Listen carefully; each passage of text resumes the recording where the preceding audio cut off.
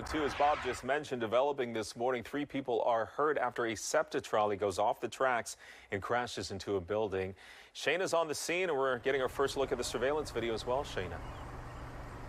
That's exactly right. I was able to obtain that just within the last 30 minutes or so, and the surveillance video is extremely clear to see exactly what happened. But before we get to that, I want to step out of the way to show you just what's left behind. Now, we have PICO here, as well as the Philadelphia Police Department, along with SEPTA employees, the mechanics, the engineers, ensuring that this area is as secure as possible as they begin to now open up the road. You see this home on the corner here. This is a historic building, well over 200 years old, on the corner of Cobbs Creek Pikeway and Woodland Avenue. And from what we were able to even just look up within the last 20 minutes or so, this particular building, it's called the Blue Bell Inn, and it was built in 1766, frequented by our first president, George Washington. But let's get right to the surveillance video, because this is the video we're talking about here. It all happened sometime around 10:30 p.m. last night, when a trolley that was supposed to be worked on somehow went off the tracks and went into this 200-year-old building. Now, this happened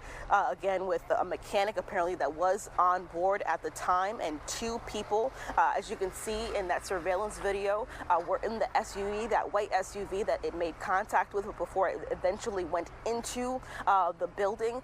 That is really the moment that we're talking about here, just again within the last 30 minutes or so obtaining that video. But I'm going to send you also over to the other video we have of the actual trolley being pulled away down Island Avenue to its final resting place, if you will, to get finally checked out and to kind of begin the investigative portion of this whole situation. But yeah, definitely, Thomas, a tough situation, a horrible situation. 3 people taken to the hospital, including that mechanic and the 2 people that were in that SUV.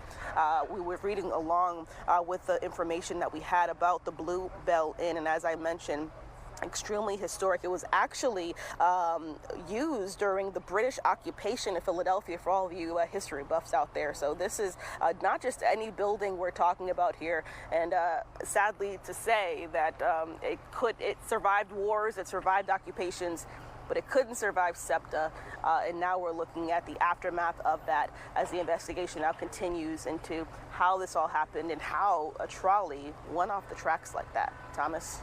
A lot of damage left behind, a lot of questions remain, and of course the integrity of that building behind you.